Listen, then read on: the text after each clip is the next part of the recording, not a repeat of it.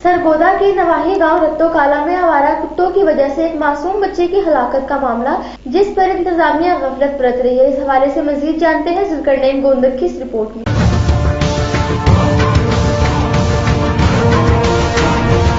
सरगोदा के नवाही कस्बा रत्तो काला में चंद रोज कबल पेश आने वाले अफसोसनाक वाकये के बाद भी इंतजामिया की जानिब से ताहाल कोई सख्त एक्शन नजर नहीं आया। जहां चंद रोज कबल एक नन्ही जान आवारा कुत्तों का शिकार हुई, वहां अब भी आवारा कुत्ते दंदनाते फिर रहे हैं। लोग डर के मारे अपने बच्चों को अकेले स्कूल नहीं भेजते।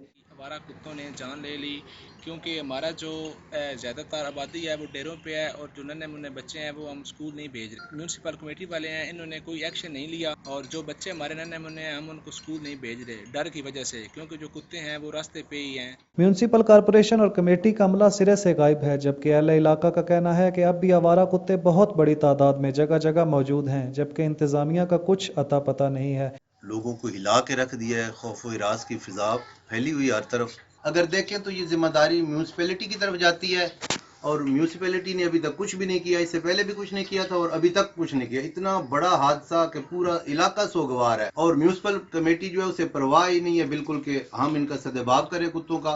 अभी भी गाँव में जिस गली में जाए 5-7 कुत्ते जो टोलियों की शक्ल में घूम रहे हैं। जबकि दूसरी जानिब कमिश्नर सरगोदा की हिदायत पर बनने वाली इंक्वायरी कमेटी ने अपनी रिपोर्ट जमा करा दी है।